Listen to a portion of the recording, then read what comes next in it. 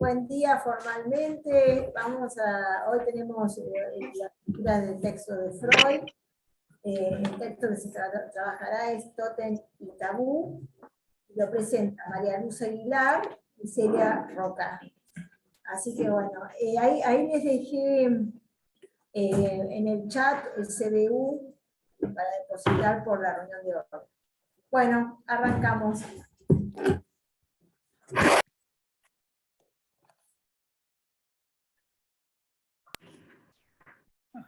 Hola, buen día.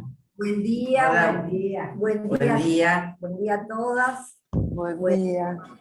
A comenzar la presentación de hoy, como decía Patricia, que trabajamos el texto de Tótem y Tabú, que, bueno, es muy amplio, así que estuvimos pensando, yo voy a dar una introducción y algunos recortes, y después va con el último de los libros.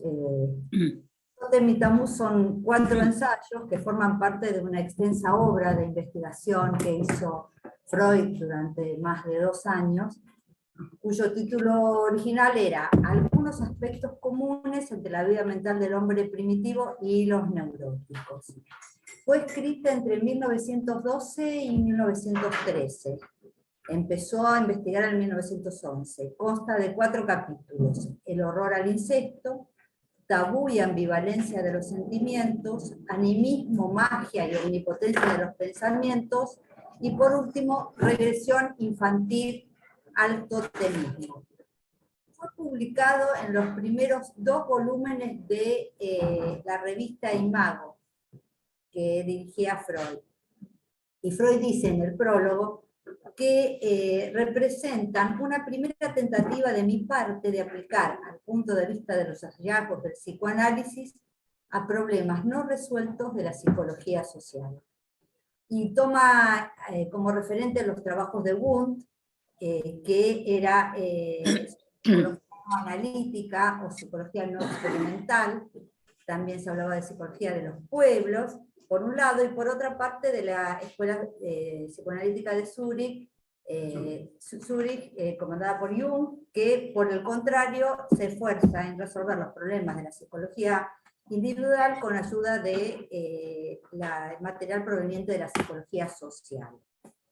Este primer ensayo, Tótem y Tabú, tiene su continuidad en la obra de Freud con otros ensayos que siguieron en esta línea: ir del fenómeno clínico al fenómeno social, pensando que estas expresiones colectivas no eran sino el despejamiento de conflictos dinámicos entre el yo y el yo, teniendo como eje central el complejo de Edipo y la cuestión del padre, los mismos procesos individuales repetidos en un escenario más vasto. Estos ensayos serían Psicología de las masas y análisis del yo, del 21, se los voy diciendo en orden cronológico posterior, ¿no?, a Tótem y Tabú. El porvenir de la ilusión en el 27, el malestar de la cultura en el 30, y Moisés y la religión monoteísta, ya en sus últimas etapas, en el 39. Bueno, pensé en ubicarnos un poco en el contexto histórico en que fue escrito Tótem y Tabú. Y tenemos que en 1911, cuando comenzó a investigar para escribir estos ensayos, hacía un año que se había hecho el Congreso de Nuremberg y se había fundado oficialmente la IPA, la Asociación Psicoanalítica Internacional. Según un análisis que hace Rudinesco, ella dice que desde ese entonces, con la fundación de la IPA, Freud ya no era más el padre primitivo de la horda, sino el maestro reconocido de una doctrina que acababa de dar un poder político independiente del poder de él.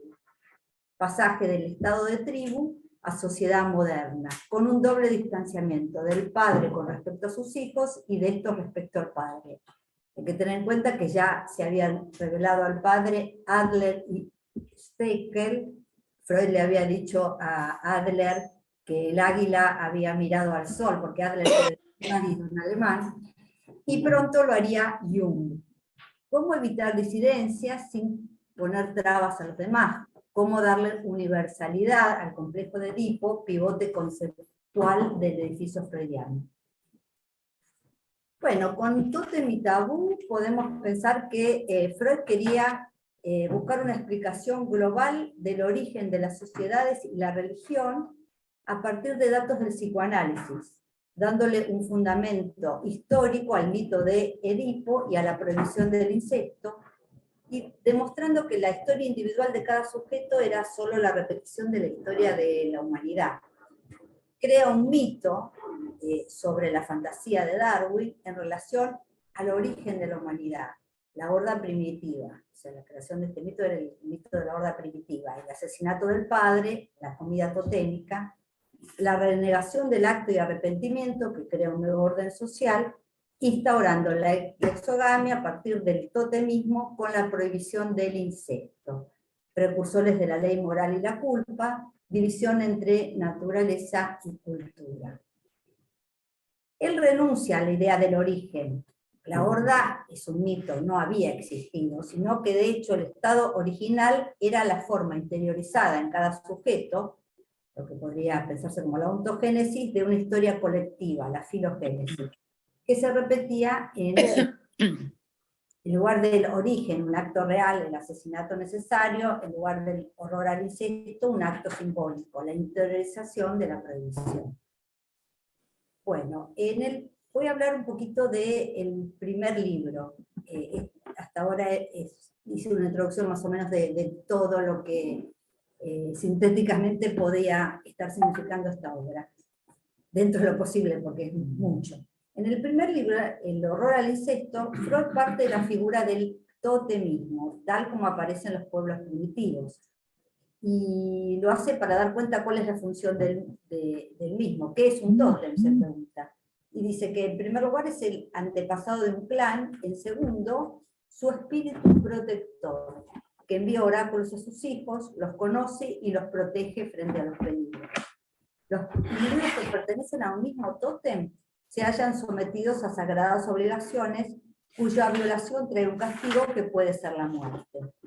El tótem se transmite hereditariamente, primitivamente solo por línea materna se transmitía, y más tarde por transmisión paterna. La subordinación al tótem, esto es muy interesante, traspasaba la subordinación a la tribu y relegaba a un segundo término los lazos de sangre. Lo que le interesa a Freud del totemismo es que es un sistema, que este sistema comporta una ley según el cual los miembros de un mismo y único tótem no deben entrar en relaciones sexuales y no pueden casarse entre sí. Esta sería la ley de la exogamia, inseparable del sistema totémico. El horror al incesto en el hombre primitivo, en principio, no encuentra explicación. Y finalmente, después de muchas búsquedas, Freud dice que a no ser por los deseos incestuosos que lo habitan, que requieren de medidas de defensa rigurosas. Estos deseos incestuosos están destinados en la evolución algún día a sumirse en el inconsciente. Él da muchos ejemplos, bueno, no me voy a meter con eso.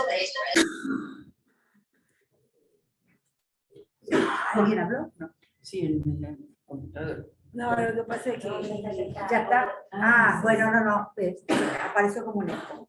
Entonces, el temor al incesto constituye un rasgo esencialmente infantil y concuerda con la vida psíquica de los neuróticos, ya sea por detención del desarrollo, por regresión. Las fijaciones incestuosas de la libido continúan desempeñando un papel principal en la vida psíquica inconsciente, constituyendo la actitud incestuosa con respecto a los padres el complejo central de la neurosis. Entonces, para Freud el conflicto humano oscila entre el deseo y la prohibición. En el segundo libro, El tabú y la ambivalencia de los sentimientos, Freud se pone a investigar el tabú, para continuar hablando de las defensas utilizadas por el hombre primitivo frente al temor al incesto. Según Wundt, el tabú es el más antiguo código escrito por la humanidad, constituyendo una forma general de legislación en los pueblos primitivos estudiados. Tiene dos acepciones, lo sagrado o consagrado y lo inquietante, peligroso, prohibido o impuro. Las restricciones tabú no emanan de ningún mandamiento divino, son anteriores a los dioses y a las religiones. Se caracteriza por ser transmisible por contacto y designa tres nociones: el carácter sagrado o impuro de personas o objetos, la naturaleza de la prohibición que de esta característica emana, y la santidad o purificación resultante de la violación de la misma. El castigo de la violación del tabú quedaba abandonado primitivamente a una fuerza interior que habría de actuar de modo automático. Esto es que cuando alguien violaba un tabú, y en lo que se refiere al modo automático, es que por ahí, al saber que había violado el tabú, se podía caer muerto de solo entrar en contacto con esto, ¿no? Como era tan fuerte para el hombre primitivo, era tan fuerte esto. En otros casos, la sociedad era la que tomaba a su cargo el castigo del que había violado el tabú, cuya falta, ¿por qué tomaba la sociedad a cargo esto? Porque la falta de este traía el peligro a sus semejantes. Los primeros sistemas penales de la humanidad están enraizados entonces en el tabú. La transmisibilidad del tabú es lo que probablemente ha dado nacimiento a la creencia de la posibilidad de eludirlo por medio de ceremonias de expiación. Freud se pregunta el porqué de su interés en el tabú. Él cree que la esencia de nuestras prohibiciones éticas a las que obedecemos pueden poseer cierta afinidad con el tabú primitivo. El estudio del mismo, dice, nos aportaría alguna luz sobre el oscuro origen de nuestros imperativos categóricos. La fuerza del tabú nace en el lugar de origen de los instintos más primitivos del hombre. Esto es el temor a la acción de fuerzas demoníacas.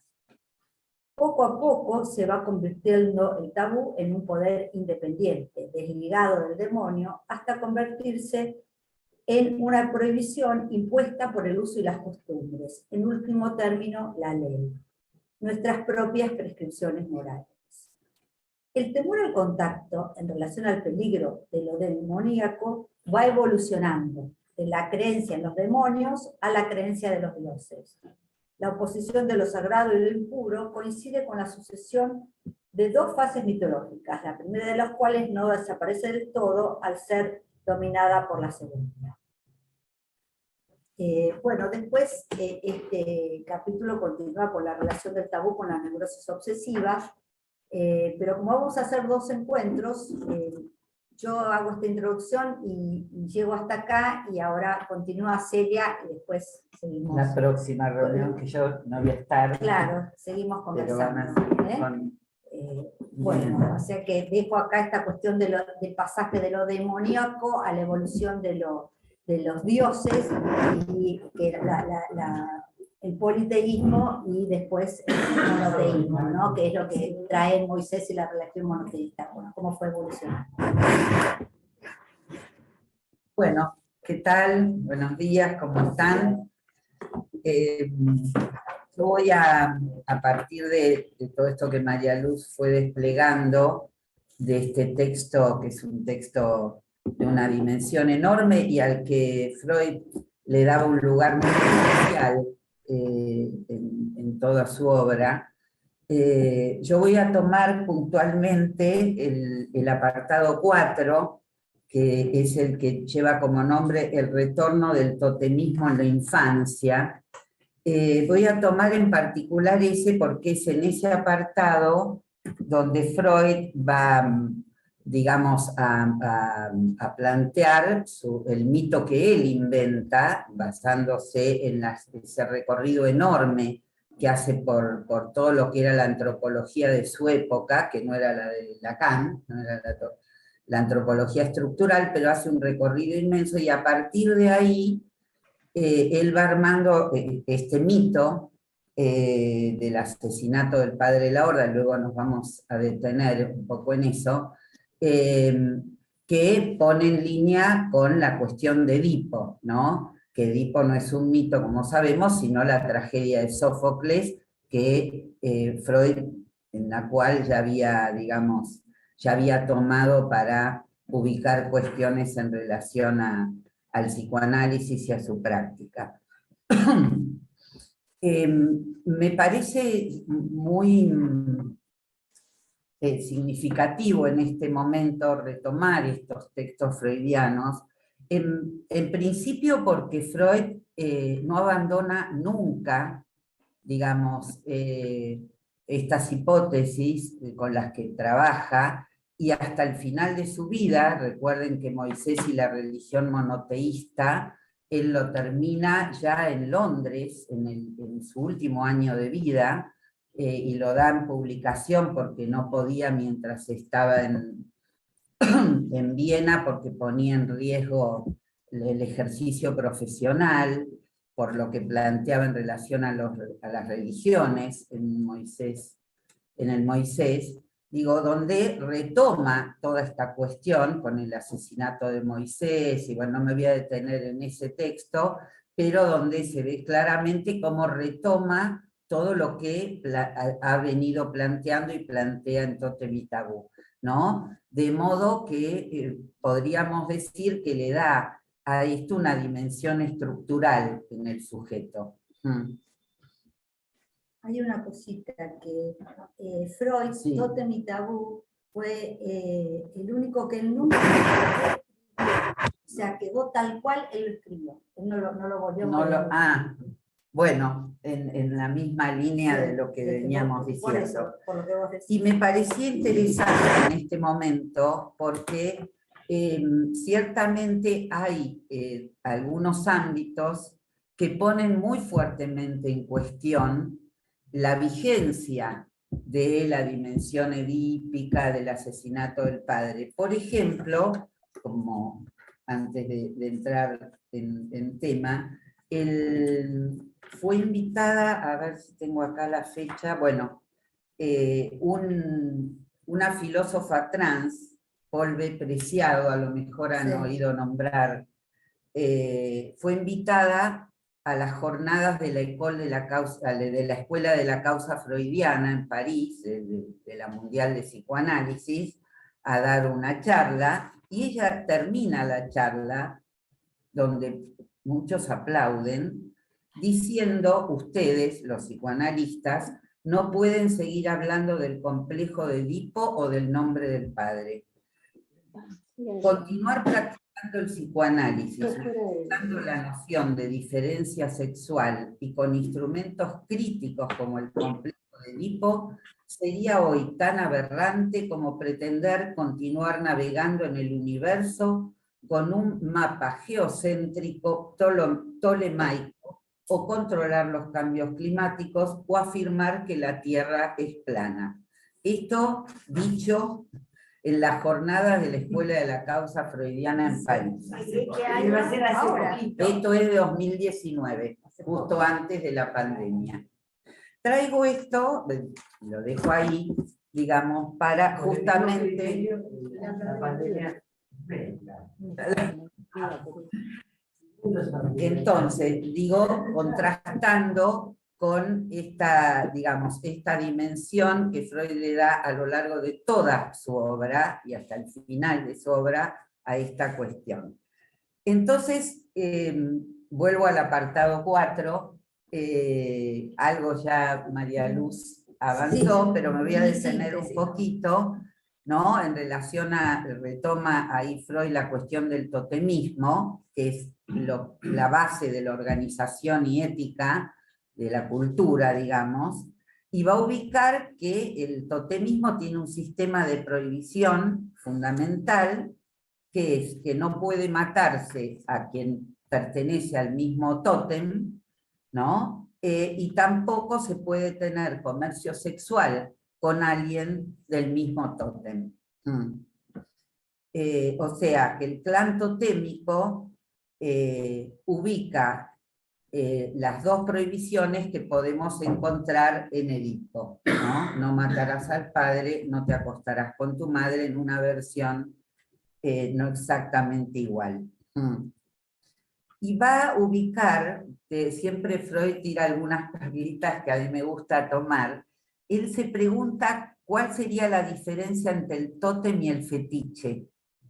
por qué el tótem no toma una dimensión fetichista. Y lo que va a decir ahí, es interesante, es que el tótem se diferencia del fetiche en que nunca es una cosa singular, sino siempre un género, o sea, puede ser una especie animal o vegetal, pero no algo singular, recortado.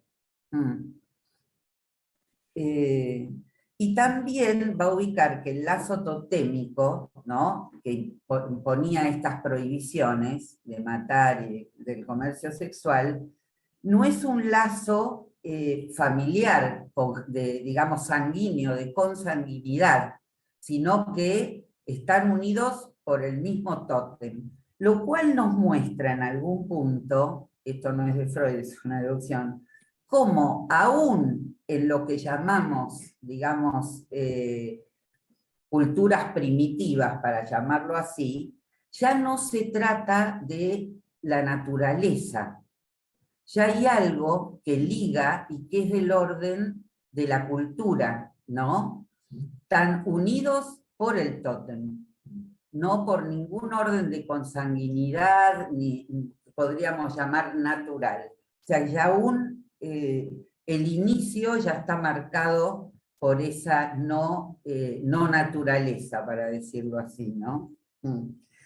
Y luego va a traer Freud, ¿no?, este mito que él construye a partir de las hipótesis de Darwin, ¿no? La hipótesis de Darwin es que en un principio, digamos, los seres humanos vivían en hordas. Eso de Darwin, que vivían en hordas con un, digamos, con un macho más viejo y fuerte que impedía el comercio sexual con las mujeres y expulsaba a los jóvenes, ¿no? A partir de esta hipótesis de Darwin, Freud va a plantear su mito, ¿no?, que es el del asesinato del padre, que un día los hermanos se unieron y mataron al padre.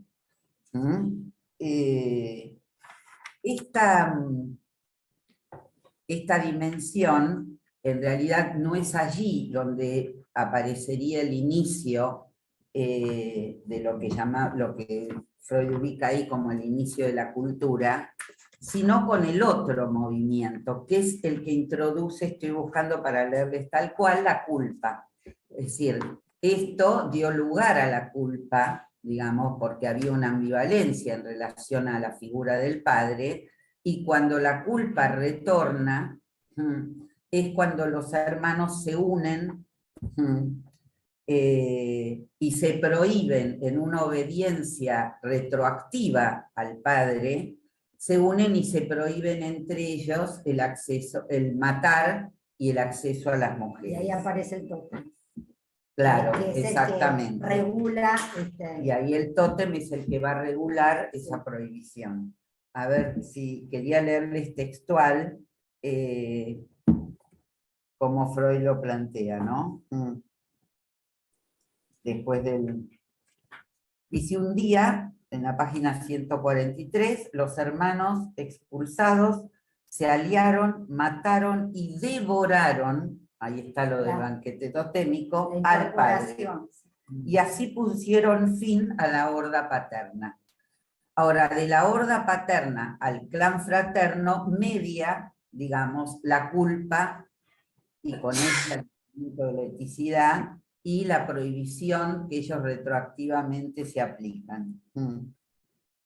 Va a plantear también que unidos osaron hacer y llevaron a cabo lo que individualmente les habría sido imposible. Este es un rasgo que Freud va a subrayar mucho, que es que todos deben participar, que nadie en su singularidad podría efectuar ese acto, sino todos los hermanos unidos. Por eso se va a repetir también luego en el banquete totémico y en la fiesta totémica. Todos deben participar del banquete, ¿no? Y todos deben también participar de la fiesta. Es de algún modo obligado.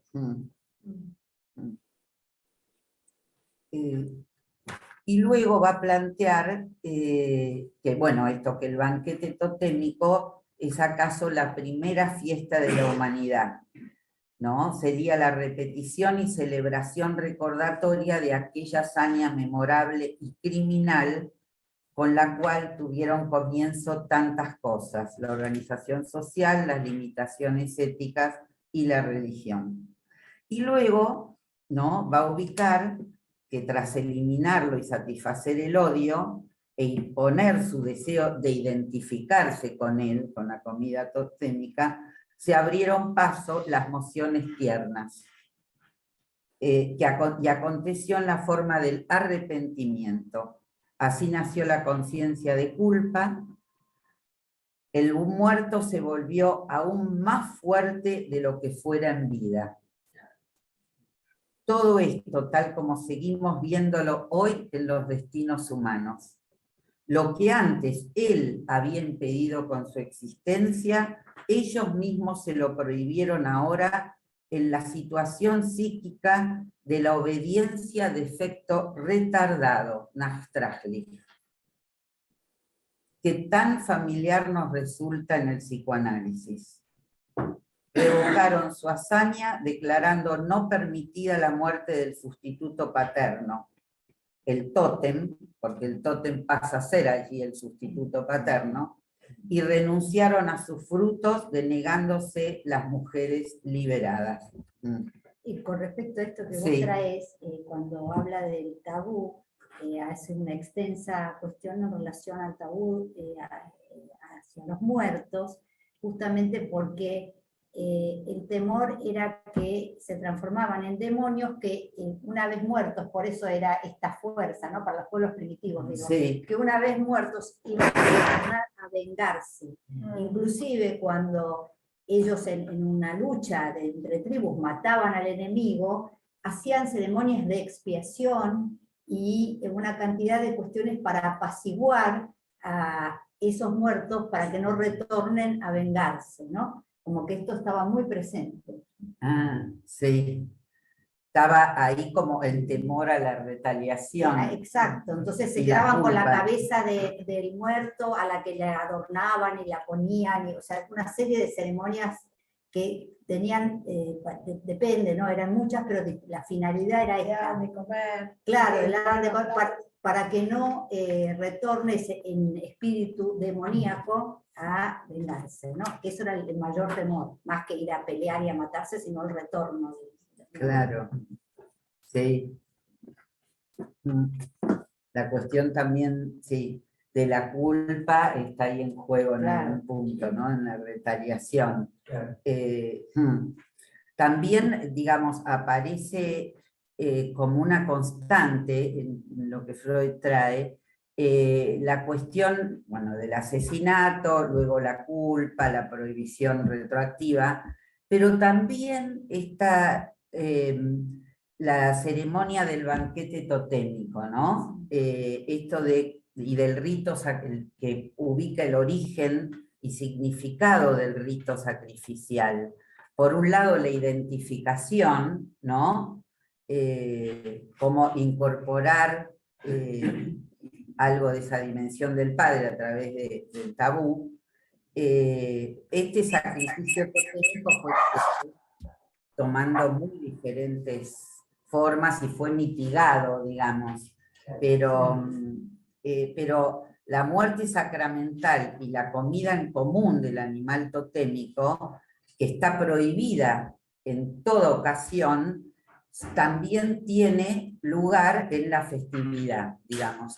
Así como está prohibido en lo que es la habitualidad de la vida, ¿no?, del clan totémico, hay el orden de la excepción, o sea, la dimensión de la fiesta, ¿no?, que sería justamente la fiesta donde está permitido aquello que habitualmente está prohibido, ¿no? Y esta también es una constante. Este júbilo festivo y el permiso a todo lo que está prohibido habitualmente y es esencia de la fiesta. Bueno, ahora se querría que las fiestas fueran prolijas, pero Como las fiestas paganas. Las fiestas paganas, Carnaval. sí, claro, se liberan la prohibición todas las que prohibiciones que opera. y todo es posible, pero en ese marco, en la unión de la comida totémica, de la fiesta totémica, que opera como algo simbólico que por eso mismo permite liberar, ¿no? Es como un Sí, juego. y que además tiene esta condición de que todo el clan tiene que Por eso. participar, ¿no?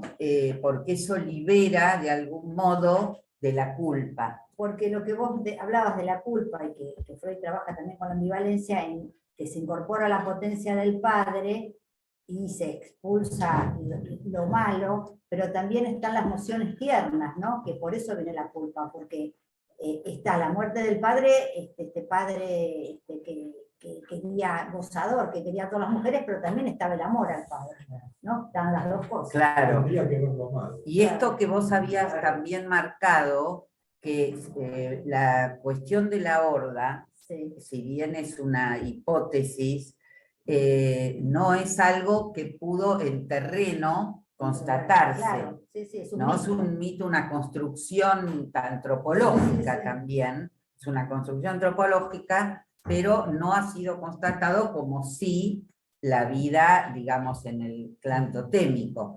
Eso los antropólogos han hecho un estudio de campo de eso. Claro, esta está basada en las tribus australianas.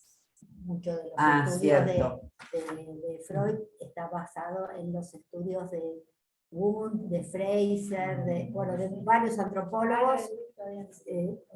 ¿Quién? No, todavía no, posterior. Todavía no estaban, pero fue a buscar las raíces en tribus australianas, no en pueblos de la mitología, sino tribus australianas donde se estaba haciendo experimentación de campo. Se empezó en el fines del siglo XIX, la antropología como ciencia empezó a trabajar en experimentación en el campo directamente, ir a ver qué pasaba.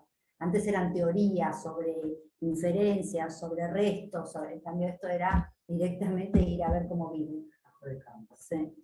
Sí, ahora que traes esto, también sería interesante poder ubicar las diferencias o no con lo que fue después la antropología estructural con Lévi-Strauss, que es la que va a tomar Lacan.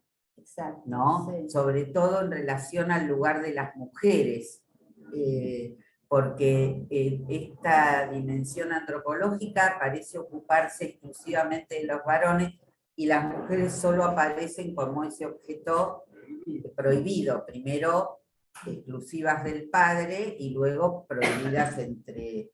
Aunque ¿no? el tótem es por vía materna, mayoritariamente. Sí. Ahí está. Ahí aparece sí. la transmisión del tótem en general por vía materna, aparece la madre, pero la mujer queda en esa otra dimensión. La madre aparece como transmisión. No aparece. Exacto, no aparece. Es madre, no, lo trabaja, madre, suegra, hermana. Claro. Entonces, a la que hay que evitar. Cuando llega a la adolescencia, el hermano no puede ni encontrarse con la hermana, cuando se acerca se tiene que esconder, y también hay un tabú en relación a la suegra, porque, bueno.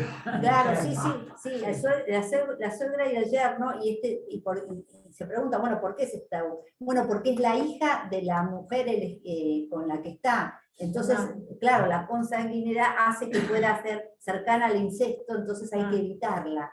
Y también hay todas unas cuestiones de rodeos en las tribus que si aparece, se tiene que ir por otro lado, que esconderse, que bueno. Pero no entrar en contacto con peligroso, la hermana y la suegra. Sí. A lo mejor esta mala prensa que tiene la suegra en nuestra cultura viene de ahí, Sí. un modo de contrariar cualquier atracción. Porque algo de la mujer está en la madre de la mujer. O sea que la ceremonia de casamiento ya también es muy antigua. Ahí te ubicás claramente el yerno, la suegra, Los lazos, la casa. sí. Sí, pero Los eso me lazos parece que es políticos, posterior, digamos. ¿no? Esos lazos. No No sé. sé bien, ahí es No, una no. buena Habría pregunta, que me ver, parece pero que porque no, Freud los no está con el trabaja, tótem.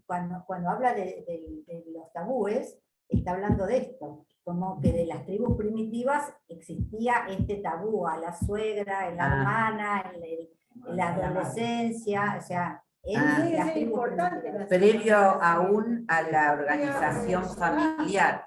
¿Cómo? Tiene que ver con el exogámico, Claro. también, el matrimonio, el casamiento. Bueno, por eso. Tenían que, Los del mismo casarse con tótem, alguien hay después todas unas complicaciones, ¿no? Que este tótem de acá no se podía juntar con el de allá, bueno, los del mismo tótem no se podían casar entre sí, o sea que en la institución, no sé cómo, de alguna manera estaba. Claro, Si lo se que no podía tener estaba comercio sexual, era la dimensión de la organización familiar. no, el concepto de familia no. No estaba cómo se va a constituir después, Sí, a eso partir. sí. En Entonces ese está en momento, lugar lo de la que familia. exacto, porque Sí, el sí. tótem, según Freud, era un sustituto del padre. Sí.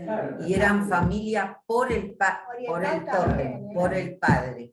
No por línea sanguínea. Claro, no por línea Ese que es sanguínea. Eso incierto, es incierto, pero sí. pero Ahí era el tótem, sí. Claro, que después es lo que Lacan retoma en relación al nombre del padre, que el padre también toma esto de que es incierto porque es simbólico, es Sí. significante. Pero ahí esa dimensión, justamente porque era el tótem, digamos, el sustituto del padre, no aparecía la cuestión de la consanguinidad, entonces la incerteza o no tampoco era algo que todavía había ingresado como Sí. cuestión, ¿no? La cuestión de la familia por consanguinidad es muy posterior a la cuestión al clan totémico. y ahí Sí. es donde Levi Strauss, que se dice Strauss, va al Amazonas a estudiar, ya no son los australianos. Claro, No, al ya Amazonas, son va a las otro tribus del orden, Amazonas, sí. sí, sí. Ahora, lo que Freud va a plantear, ¿no? Es que ese intento bueno, que la dimensión de la culpa,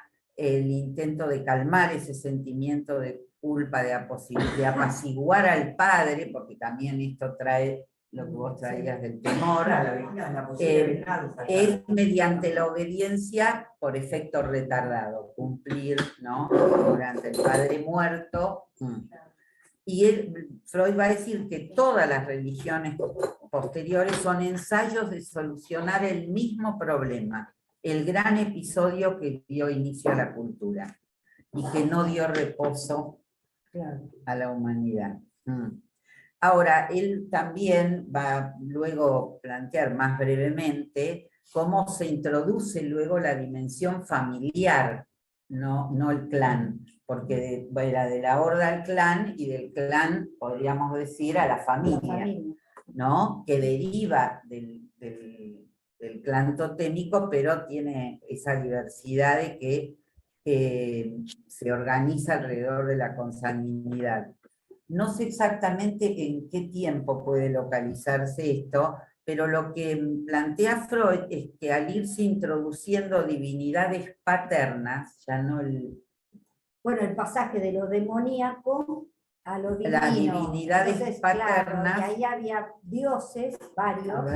Entonces, esto fue mutando la organización, ¿no? Sí. Una cosa era cuando estaba el horror al incesto, el temor a lo demoníaco, y cuando esto se transforma en sagrado, porque aparecen los dioses, ya ahí hay un cambio, porque se puede poner esto en los dioses. Claro. Entonces el temor a los dioses crea una distancia. Que principio es el politeísmo, Claro. digamos, no son dioses. Justamente él va a plantear, Exacto. ya con esto, sí, él va a plantear que al irse introduciendo las divinidades paternas, ya no el tótem, no sabemos cómo, al introducirse las divinidades paternas, estoy leyendo textual de Freud, la sociedad sin padre se transmudó poco a poco en la sociedad de régimen patriarcal. La familia fue una restauración de la antigua horda primordial, o sea que Freud lo toma como restauración modificada de la horda, ¿no? Lo La que familia retorna. fue una restauración, exacto, Como de un la uso antigua modificado. horda primordial. Recuerden que para Freud nada desaparece del todo, luego tiene alguna vía de retorno. Bueno, fue una restauración de la antigua horda primordial y además devolvió a los padres un gran fragmento de sus antiguos derechos, ¿no? Ahora había de nuevo padres, pero las conquistas sociales del clan fraterno no fueron resignadas y la distancia fáctica entre los nuevos padres de familia y el irrestricto padre primordial de la horda fue lo bastante grande para asegurar la perduración de la necesidad religiosa y la conservación de la insaciada añoranza del padre. Claro. Es interesante, ¿no? Como pareciera que, ahora que comencé leyendo esto, cómo apareciera a veces una lectura del padre de la horda, ¿no? En cierta lectura del patriarcado, ¿no? Porque no es- Cierta lectura Pero del esa patriarcado. red de cultura del patriarcado tiene que ver con que haya sido muerto el padre de la horda. Porque si no, estamos en el terreno de lo que pasa en la perversión y estas cosas, donde A hay ver. un tirano que se considera el padre de la horda primitiva, Claro. y viola a todas las mujeres de sus hijos, ¿no? Sí, O de estas cosas que todavía siguen pasando en algunos lugares. Es que yo creo que las Hay violaciones tiranos, hermanadas Persia, son manifestaciones de ese orden. que se sienten Claro. dueños de Tienen que ver cualquier con mujer. eso. Yo coincido totalmente con Patricia. Claro. no, bueno, pero de todas Sí. formas lo que Freud Sí. plantea es que en el patriarcado retorna Ah, claro. aminorado algo del padre de la horda, digamos. No, Sí, pero- claro. Pero eso está, el pero- patriarcado, digamos, en todo caso, regulado y en la medida cultural, es porque el padre ha muerto. En todo caso, Sí. si no, se vuelve un patriarcado salvaje. Claro. Si el padre ha muerto, hay introyección de la ley, o sea, Claro. el padre, hay Claro, padre simbólico, para eso tiene que estar muerto. claro, Pero lo que Ese estamos... es el paso. Bueno, abramos sí, ahora No, que porque la sí. gran pregunta Vos que yo- ubicás la cuestión de que aún en ese retorno del padre de la horda media siempre el asesinato del Sí. padre, sí, porque si no, ¿Qué justo condición? estaba leyendo un condición de libro, la cultura. un ¿no? libro que pasa en el siglo XI, que era el médico, donde el Shah de Persia, si a todos sus amigos, a toda la gente la tiene sometida, se considera una especie de dios, y si le ganaba en un juego de ajedrez o algo así, el otro, cuando el tipo iba a la guerra, iba y la violaba a la mujer. O sea, era una cosa, violaba a las mujeres de sus súbditos, de todo, ¿no? Así se tomaba la libertad y como esa cosa. Fuera de ley. Bueno, no Fuera está. de ley. Si mira al siglo XI, el derecho de pernada, Sí, seguro. Claro, Fue Eso en el que- siglo, ¿en qué ¿hasta siglo qué siglo era? se...? Que el amo podía, 18, en la época tenía medieval. derecho de tener claro, relación, de Y hoy por violar hoy, o tener sí. creo que en algunos lugares sigue existiendo. Sí, En algunas- en el interior. En estancias, no sé, siguió existiendo. Seguro. Ahora, yo la pregunta que tenía sería, era en relación... Sí, hablemos entre todos. Bueno, sí. yo tenía una pregunta. entonces, No sé. lo primero Tenemos que que estar atentos. trajo sería O vos querés. una filósofa estas cuestiones de complejo de Edipo, en lugar del padre, estaríamos en un terraplanismo, como un sí. Salir de la sociedad patriarcal garantizada, yo voy a decir así de manera muy irónica, un mundo mejor, ¿no? Sí, Y además que todas estas cosas tienen que ver con la lucha de los patriarcas, ¿no? Bueno, No sabés lo que te perdés. claro, entonces hay una cuestión, en el fondo, muy ingenua de pensar que estas cuestiones que Freud plantea son unívocas, o que Freud, digamos, propone, no sé, un modelo ideal donde se van a resolver las cosas. Ah. Bueno, justamente porque a mí me parece que el gran mérito de Freud es justamente ubicar este tema de cómo todo el tiempo estás pendiente del retorno de estas cuestiones. Claro. Es que son defensivas las formas culturales. Porque hay algo ahí que no se resuelve formalmente en una sociedad donde se disuelve. Porque si se disuelven las diferencias sexuales, se disuelve la discriminación contra las mujeres. Todos sabemos que no es tan sencillo, digamos. Porque no, las mujeres. No sé cómo. Creo que Freud es un perfil genial, porque él nunca habla. ¿Cómo está ubicando? ¿De qué nos defendemos? Perdón, no se está escuchando. Alguien que, sí. No, simplemente que no se escucha cuando arrastran la compu, que la quieren trasladar, y se escucha mucho con el micrófono de la computadora, el arrastre sobre la mesa, y entonces no podía escuchar lo que estaba ahí diciendo Marité. Muy bien, ¿pero la escuchaban bien a Marité? Hasta que empezaron a arrastrar la computadora, más o menos sí. Ok. Queda así. Queda así, no la No la movemos. movemos La más. pongo así para ver las manitos. nada más. Celia, yo te quería hacer una Sí. pregunta, porque tomaste eso como perlita, lo del fetiche como diferenciado del tótem, Sí. y quería que lo dijeras un poco más, qué es lo que viste, esto de lo singular, lo nunca singular, lo siempre singular, ¿de qué lado queda? Porque se me perdió. Sí, no me detuve demasiado, son esas cosas que me quedan picando, que Freud siempre tiene, pero me parecía en principio, que en términos más generales, ¿no? Cómo ubicar cuando algo ocupa una función fetichista y cuando no, que la dimensión del recorte, de la parcialidad, es como podríamos decir un rasgo de la dimensión fetichista. Bueno, tal vez si llegamos a Freud, lo que él decía cuando se detenía la mirada, ¿no? Y se fijaba eso, digamos, como tomándolo en términos freudianos, ¿no? Y me parecía interesante como él ahí le da otro estatuto al tótem, ¿no? No fetichista. Si fuera fetichista, no podría ser sustituto del padre, digamos, por ejemplo. No podría ser tendría más que social, ver compartido. y no es, ahí hay otra dimensión. Esa me parece fundamental, Marta, que tiene una cosa de que no socializa. Claro, es tan singular, No singular que no puede trascender. Claro. Una cosa de ese No hace lazo. hace lazo. El tótem hace lazo, Claro, justamente. claro.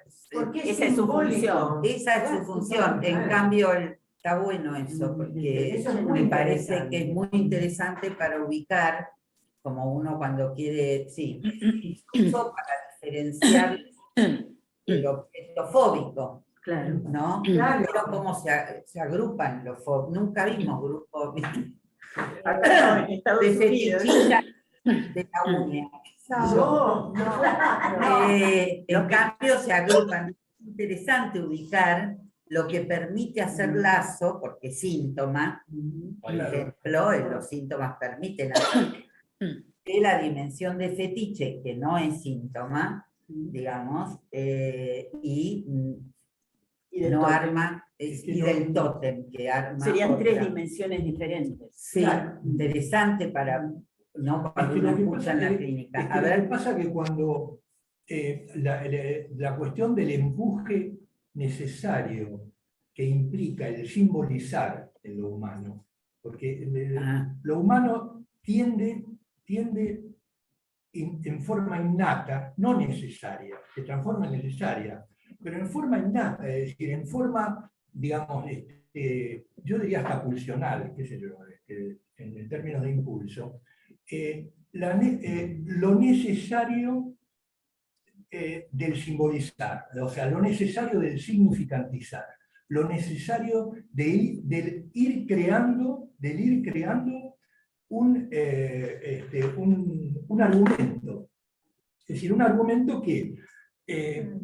y esto que tiene que ver con una cuestión que nos cuesta entender lo absurdo que puede tener un determinado objeto, digamos, pero que tiene tal poder en el sentido de que funciona en el sentido significantizado, en el sentido simbólico.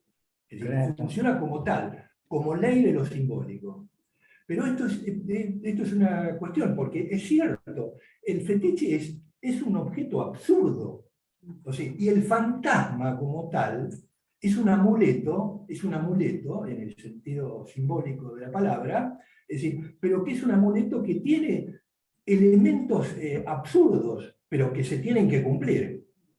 ¿No? Es decir, es importante. Y previo a esto, que bueno, que yo no lo mencioné porque lo iba a trabajar después, él trabaja la cuestión de, en la clínica, porque él dice, yo parto de la clínica para ir, para hacer las inferencias de lo que puede pasar con los pueblos, la neurosis obsesiva y la fobia, ¿no? Entonces, ¿en qué tiene que ver la cuestión del tabú con la neurosis obsesiva? Y cuando habla del animismo, también habla de la cuestión de la fobia, ¿no? Sí. Entonces, ¿cómo va desarrollando y qué enlace se encuentra entre una cosa y la otra? Como no es lo mismo el fetiche que el tótem, también encuentra ciertas coincidencias y disidencias entre el hombre, el tabú del hombre primitivo y la cuestión de la neurosis obsesiva, donde comparten en común es que es inmotivado, que no se encuentra el origen, que si no se cumple el ritual, para el obsesivo va a haber un castigo, pero nada más que hay un pasaje, porque el castigo sería para alguien que le importa al neurótico obsesivo. En cambio, en el hombre primitivo le va a retornar un castigo del muerto o del enemigo, ¿no? Porque no hay distancia. Pero bueno, va trabajando Con la todo esto. evolución del aparato simbólico, todo esto se va aquí. Digamos, el tema es cuando, Claro. cuando queda así de carne viva, ¿no? Como Sí, sí. el neurótico obsesivo necesita del ritual porque no puede pasarlo No puede rimarlo, no puede ciclarlo. Claro, ¿Por qué? no puede- Porque el tema del simbolismo es una cuestión de un ciclo, un solenoide. Por eso el tema digamos, del anudamiento, digamos, Claro. el tema del anudamiento que trae Lacan. O sea, la cuerda pero sí, como tal es un cilindro que tiene adentro un circuito, digamos, tipo solenoide, tipo resorte, pero que de alguna manera tiene que ver, porque es una cuestión de un flujo que se instala, digamos, y que de alguna manera necesariamente tiene que darle la idea de una repetición. Yo recuerdo en el hospital, una vez que había, Después quiero hablar de así, sí, estoy listo, un griterío infernal entre una mamá y un chico adolescente, pero en las escaleras, que había que atajarlo, que parecía que estaba totalmente... ¿Y qué pasaba? Esta madre le quería impedir los rituales obsesivos. Estaba enloquecido, porque ella le quería prohibir absolutamente todos los rituales obsesivos. Digo que esto puede desanudar algo, Claro. ¿no? Claro, En ese punto. enloquecer. Bueno, gracias. Graciela. Hola, buen día a todos. Me quedé enganchada con lo de, bueno, muchísimas gracias. Primero, porque además lograron sintetizar maravillosamente.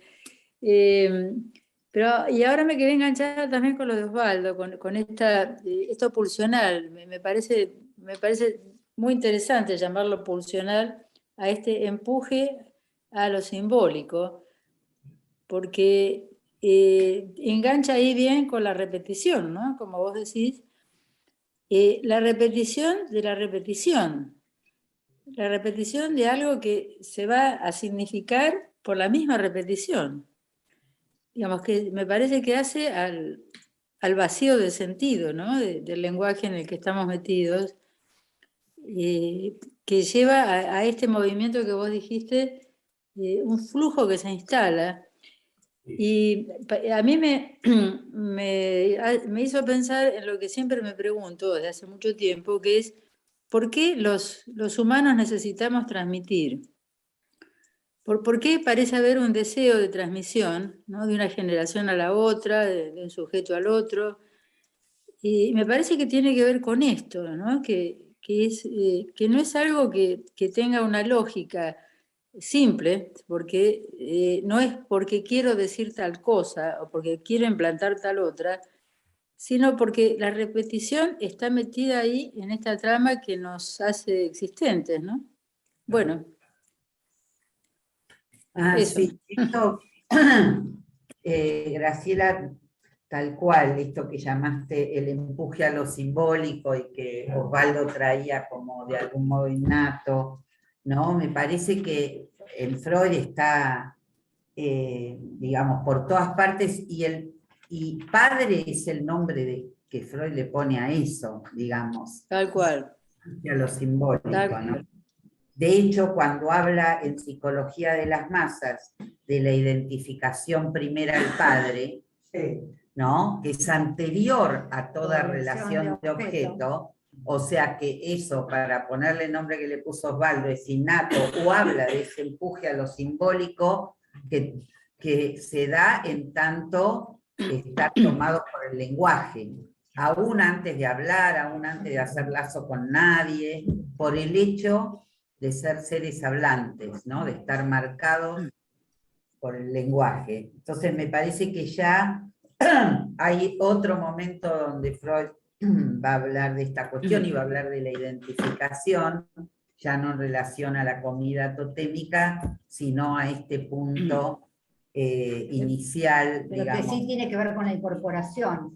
Hay relación con la comida totémica. Claro, la incorporación de la potencia y la exclusión de goce, ¿no? Sí, habla de la primera identificación es de incorporación. Exactamente. Es interesante ubicarlo incorporal, porque justamente con esa incorporación también se constituye un cuerpo. Claro. Lo que hace cuerpo. Porque hace cuerpo y está la cuestión además de lo necesario de esta regulación, porque justamente somos hablantes y al ser hablantes perdimos el saber del instinto que regula la conducta de los animales. No es natural.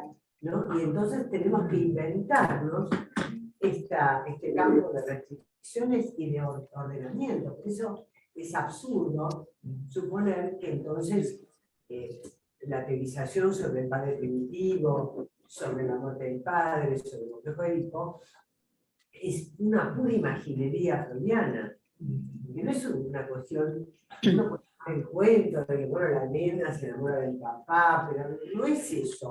Además la calle eso lo plantea. Pero me parece que lo que decía Celia recién, Freud esto lo desarrolla en un contexto. Entonces, y en un momento histórico. Y ahora el tema es lo que hace Lacan después, que empieza a encontrar la lógica. Entonces, me sirve para sacarlo de una finalización. Pero además no hay que olvidarse de que Freud es el padre del psicoanálisis. Entonces, y que está desarrollando. Está desarrollando, entonces él como creador y padre tiene sus hijos que, bueno, después empiezan a ocurrir, a querer matar. La tienen que un poco matar si no lo podían. Claro, si no, no habría que todo el texto me parece que va hacia la ambivalencia, todo está montado sobre eso. Amor y odio al padre. Bueno, escuchamos, acá hay una mano. Clara, ¿querés? Bueno, gracias. Gracias por esta lectura y puntuación a ambas. Celia, yo te quería preguntar por qué, o sea, no leíste un poco rápido y me perdí este texto que trajiste de Preciado. ¿En relación a qué lo ubicabas? Me perdí en eso y por eso quería preguntarlo. Bueno, en principio leí ese pequeño párrafo de Preciado, que no sé si ustedes han leído, es una filósofa trans que en algunos ámbitos es muy leída, Antes era Beatriz, ahora es Paul. Bueno, y lo traje justamente porque llegó a mí, porque fue invitada a hablar en las jornadas de la Escuela de la Causa Freudiana en París. Me parecía interesante el contexto en que ella hablaba, le hablaba a los analistas de la escuela, y lo que plantea en relación a lo que sería, digamos, seguir practicando el psicoanálisis, tomando en cuenta la dimensión del Edipo y del padre, tal como está en Freud y en Lacan. Reniega de esto. Sí, reniega, lo Reniega de plantea. los orígenes. Sí, les vuelvo a leer tal como lo dice. Parecía, primero digo esto, justamente interesante volver sobre estos que recorren toda la obra de Freud, por eso lo decía hasta el final, para ubicar lo que Freud dice, eso, que no se trata de una imaginería freudiana, sino que da cuenta, digamos, de lo que encuentra en la clínica, en el sujeto. Él parte de ahí, digamos, parte de su clínica y va encontrando esta cuestión en relación a la culpa, los síntomas, está partiendo. Lo que tal vez lo leí muy rápido, lo que termina Paul Preciado su presentación, que es larguísima, diciendo, a ver si encuentro, sí, ustedes, se dirige a los psicoanalistas, ¿no? No pueden seguir hablando del complejo de Edipo o del nombre del padre. Continuar practicando el psicoanálisis, utilizando la noción de diferencia sexual y con instrumentos críticos como el complejo de Edipo, sería hoy tan aberrante como pretender continuar navegando en el universo con un mapa geocéntrico tolemaico o controlar los cambios climáticos o afirmar que la Tierra es plana. Él ya viene hablando de la violencia contra las mujeres y todo, que efectivamente existe, ¿no? El tema es a las Sí, el tema es ubicarlo como si fuese, digamos, eso, como si estuviese en plena relación al nombre del padre, y me parece que la crítica es a ubicar eso como, en tal caso, como una cosmovisión, pero se contradice con lo que, por ejemplo, venían ubicando, ¿no? Digo, a lo simbólico, ubicar ahí la cuestión del padre, digo, es un ordenador necesario. Claro. No sé. Sí, creo que de eso se trata. Sí. Como que justamente es por la falta, justamente es porque no hay estas muertes, ¿no? Simbólicas. Y que da lugar a lo simbólico es que hay tanta violencia, de la misma manera que yo hablaba de estos tiranos que violan a las mujeres, porque no hay un pasaje ahí, ¿no? A la cultura regulada por el nombre del padre, ¿no? Para mí las violaciones en masa. Sí, ahora. Porque claramente, porque me parece que hay una regulación, porque por ejemplo, en ese sentido, ¿por qué las parejas, existe el matrimonio homoparental? Porque justamente hay una necesidad de regularse, porque justamente es como si se dijera, bueno, la familia es un organizador y hay quienes se presentan como progenitores y se inscriben en un acto comprometiéndose a una función. Bueno, eso es la cultura humana, porque los animales no se casan, no van al registro civil, saben cuándo se tiene que aparecer. Hay monógamos, hay animales monógamos. Por eso, pero, está bien, pero por ahí porque están muy humanizados también. No sé, tiene que ver con algo de la especie, tiene que ver, se la saben, tiene que ver con algo de la supervivencia de la especie. Exacto. No tiene que ver con yo digo que biológico. Pero digo, hay un tema donde el psicoanálisis, este tema de la necesidad de regulación, de la necesidad de inscripción, de reconocer, digamos, la paternidad como función restrictiva y ordenadora, me parece que uno no puede verlo como una cuestión antigua. Y es el deseo de la madre en relación a un hombre, también. ¿no? Deseo de la madre. Sí, también ahí aparece una, entre otras cosas, y retomo un poco lo que Clara preguntaba, la idea de progreso científico, digamos, en lo que traía Paul Preciado comparando con el psicoanálisis. El psicoanálisis no tiene un movimiento de progreso como la ciencia, digamos, esto que decía como Claro, lo geocéntrico, tiene una dimensión de lectura, digamos, donde hay diversas vueltas, ciertamente, ¿no? Está Freud, está Lacan, Es que están nosotros otros, no hablamos de progreso, pero hablamos de no hay una estructura. dimensión de Claro, progreso es distinto. que tampoco la tiene, digamos, Freud. Freud habla de algo de que siempre algo de lo que se dejó atrás tiene alguna vía de retorno, ¿no? Que la estructura define algo de ese movimiento, ¿no? Exactamente. Pero no como progreso, entonces quedó atrás, eso ya pasó, y ahora estamos avanzados y ya no funciona. También en todo sería, momento. solo leemos el último Lacan. Claro, en la misma Como línea. progreso. Claro. Sí. Perdón, no, quería decir dos cosas. Una es que la antigua Beatriz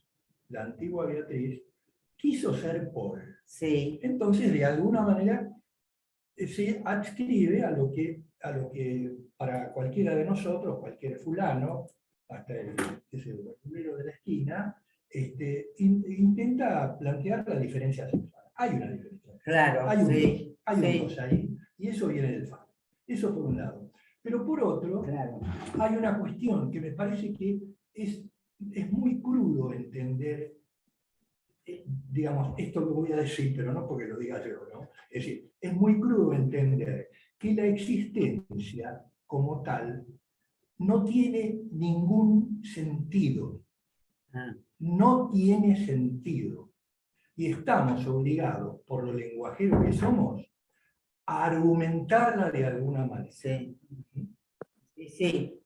Aportarle ese sentido que no Graciela, tiene. Sí.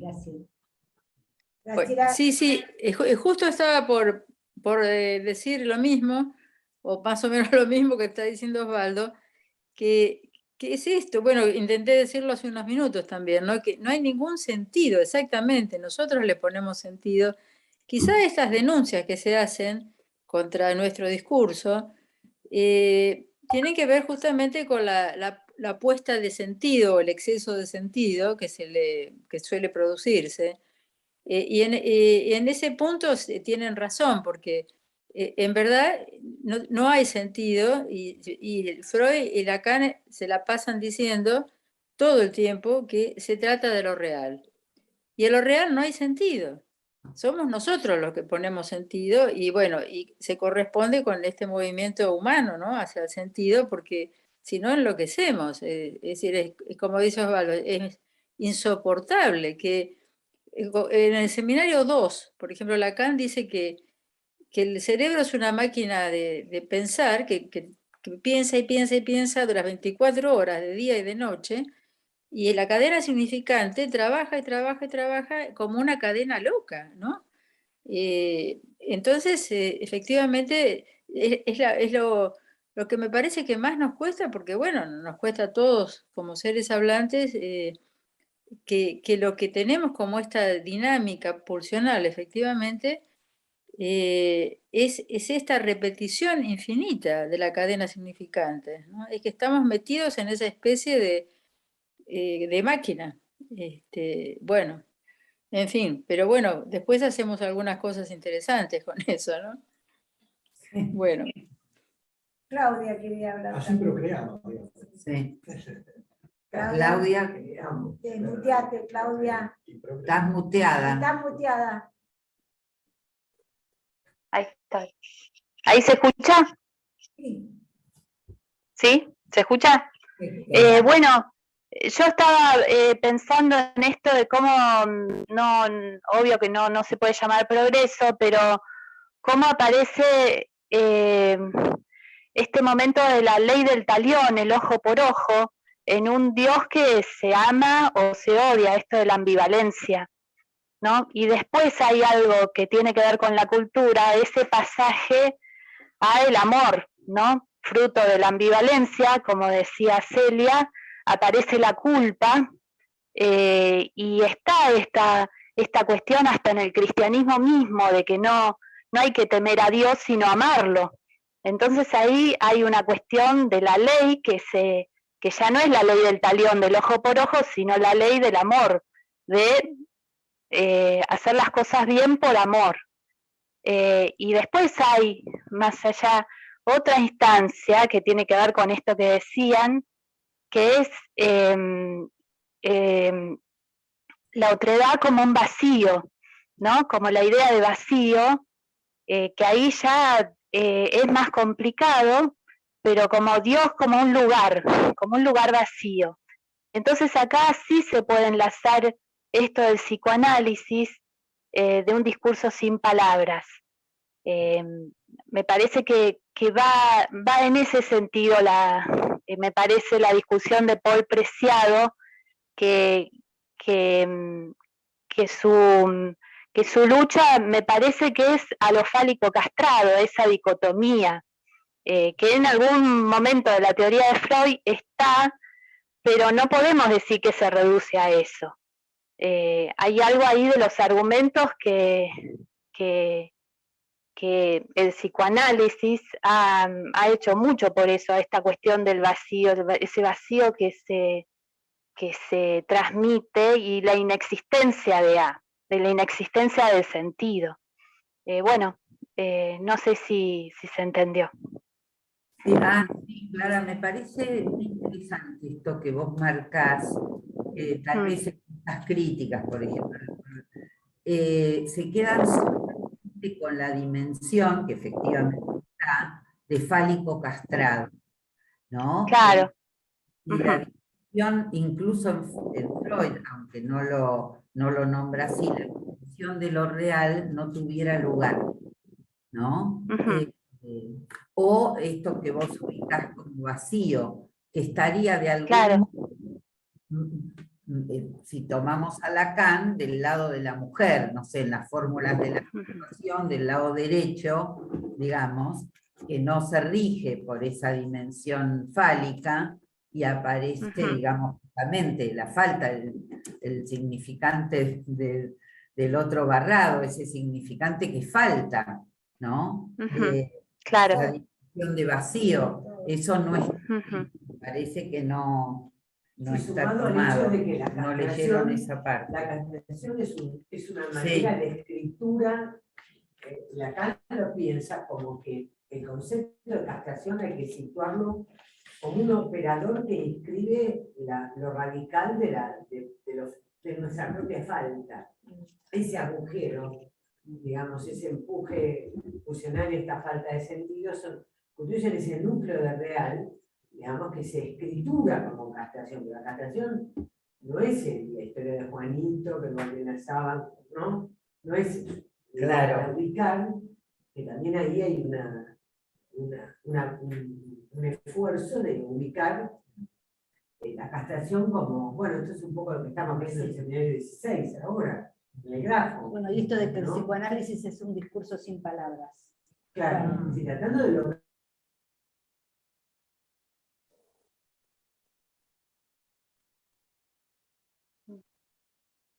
con esta falta, como la significación fálica no lo es.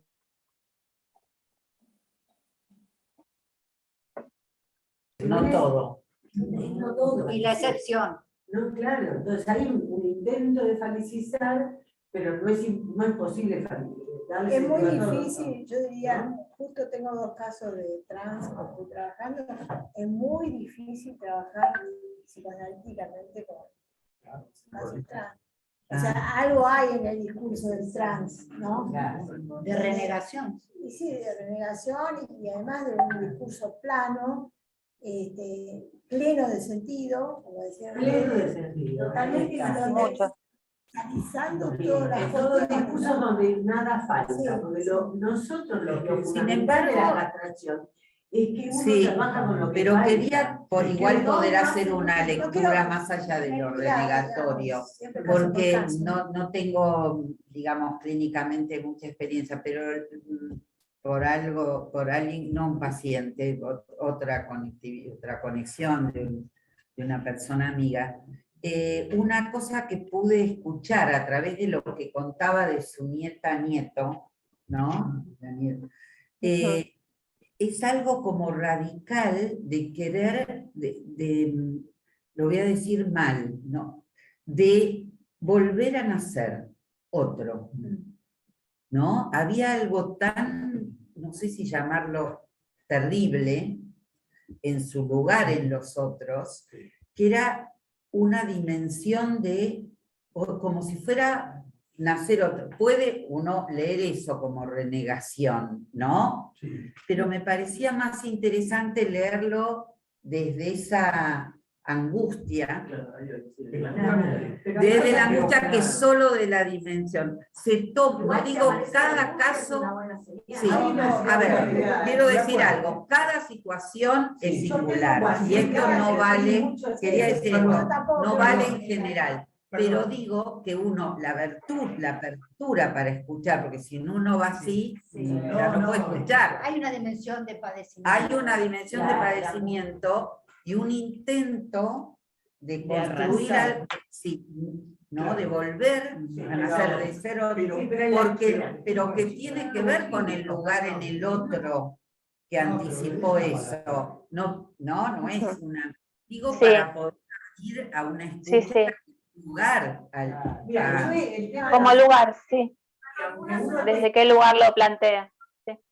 Lugar al caso por caso. Que dé lugar a. Exacto. Si no, uno hace un preconcepto Y también aplana. los trans. Claro, por eso, con cuidado. Yo creo que es difícil. Totalmente. Pero hay algo, No, sí. pero me parece que hay algo que más allá del procedimiento lenguajero y discursivo que cada uno emplea, digamos, ¿no? A Piacere lo plantea, porque es totalmente singular. Creo que hay algo acá que me parece que es central, por lo menos para nosotros, no sé. Que ahí hay un problema con la castración. Hay un problema con la castración en este tipo de discursos. Que uno también la puede Pero tener. todo Que uno- tenemos pero ahí problemas con está, la pero yo, a lo que va, pero déjenme terminar. Desde luego, nadie quiere saber de la castración. Ese nadie es todos. Pero hay que ver qué manera uno tiene de no querer saber nada de la castración. Esto es lo que quiero Estamos decir. en el mismo barco. Acá Bueno, muchas personas quieren hablar. A ver, Y acá. Mariana también. A ver, Mariana. Yo estoy pensando si estos movimientos feministas no tienen un prejuicio y una lectura, o por lo menos lo pienso así, equivocada de nuestro corpus teórico, porque justamente yo creo que nuestro corpus teórico sostiene, por ejemplo, lo femenino, que uno tiene como que ir hacia lo femenino, ir hacia amar a lo femenino, que es no toda falo. Entonces, justamente es lo que sostiene podríamos pensarlo, este discurso de lo femenino, ¿no? de los movimientos feministas. Justamente nosotros sostenemos eso de la singularidad del goce y que no todo está relacionado con el falo. Es no toda falo. Bueno. Sí, totalmente. No, muy cortito, digamos, poder ubicarlo si está dentro de la neurosis o no, de la perversión. Entonces es un sujeto lenguajero, que si uno no puede escuchar, va a escuchar si hay ahí angustia, si hay neurosis, o si hay una perversión. Claro. Nosotros antes lo poníamos solo del lado de la perversión.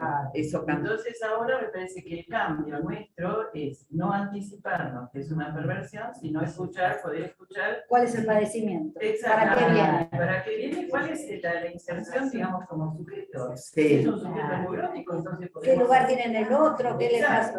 Lo importante cuestión es determinar eso, porque Sí, en realidad totalmente. nadie quiere saber nada con la castración, no solo el trans, los tecnológicos mucho menos. Claro. Ujú. Es cierto. No quedamos pegados al discurso que se Tenemos que terminó. Vos decís que la próxima reunión será- Bueno, vamos a seguir el primer lunes de noviembre con este mismo tema. Claro, vamos con Graciela. Graciela va a tomar, digamos, María se Luz. fue Graciela. Bueno, sí, María Luz y Graciela. Qué rico mate, Mariana, que te estás tomando. Yo te veía, me daban unas ganas bárbaras de haberme traído el mate, me lo olvidé en la puerta de mi casa. Bueno. Yo no estoy conformado. Convido desde acá. Gracias, hasta la próxima.